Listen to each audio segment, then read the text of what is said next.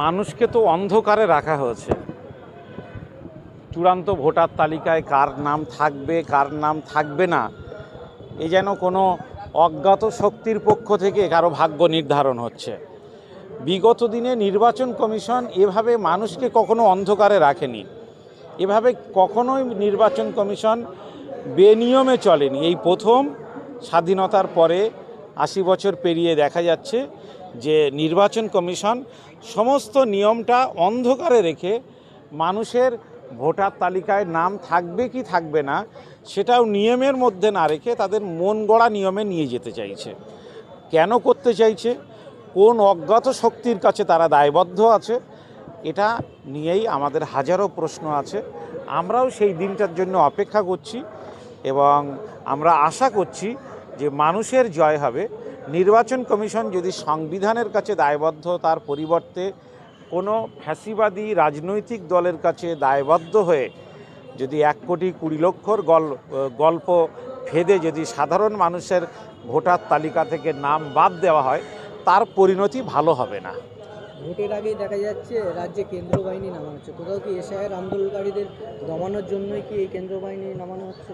এটা তো সবাই ধরে নিয়েছেন যে ইলেকশন কমিশন এবং বিজেপি তারা ঐক্যবদ্ধভাবে সিদ্ধান্ত নিয়েছেন যে যেন তেন প্রকারে সাধারণ মানুষকে ভোটার তালিকা থেকে নাম বাদ দিতে হবে এবং নাম বাদ দেওয়ার পরে সাধারণ মানুষের যে প্রতিক্রিয়া হবে, গণতান্ত্রিক পথে তারা রাস্তায় নামবে, সেটাকে প্রতিহত করার জন্যে কেন্দ্রীয় বাহিনী তারা ইতিমধ্যে আগাম মজুত রাখতে চাইছে।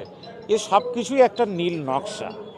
শুভেন্দু অধিকারী বলছে এসআইআরে ২৮ তারিখে যদি কোনো নাম বাদ যায় তার জন্য দায়ী মমতা ব্যানার্জি।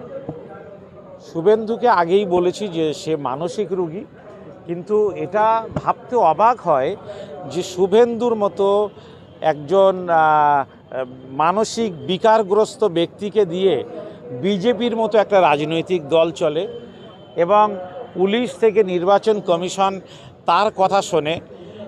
কেন্দ্রীয় স্বরাষ্ট্রমন্ত্রী অমিত শাহ বাংলার বিষয়ে তার পরামর্শ নেয়। এটা অত্যন্ত অবাক করার বিষয় এবং এই ধরনের ব্যক্তিরা বাংলার জন্য যদি ছায়া হিসাবে অভিভাবকের দায়িত্ব পালন করে, তাহলে বাংলার একটা খারাপ দুঃসময় অনিবার্যভাবে এটা বোঝা যাচ্ছে।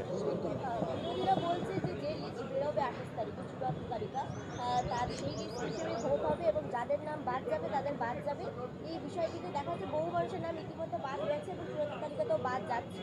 তো কোথাও গিয়ে মনে হচ্ছে যে বিহারে যেরকমভাবে নাম বাদ দিয়ে পৃথিবীর ক্ষমতায় এবং বাংলাতেও সেরকমভাবে নাম বাদ দিয়ে পৃথিবীর ক্ষমতায় আসতে পারে। যেন তেন প্রকারে সাংবিধানিক পথে নয়, অসাংবিধানিক পন্থায়, অগণতান্ত্রিক পন্থায় বিজেপি ক্ষমতায় আসতে চাইছে। একদিকে বিজেপি আর একদিকে বাংলার মানুষ।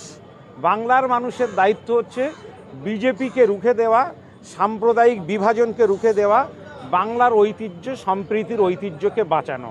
আমরা বাংলার আপামর সমস্ত মানুষের কাছে আহ্বান জানাবো যে অবশ্যই বাংলার ঐতিহ্যকে বাঁচিয়ে রাখার জন্যে এই অশুভ শক্তিকে প্রতিহত করতেই হবে।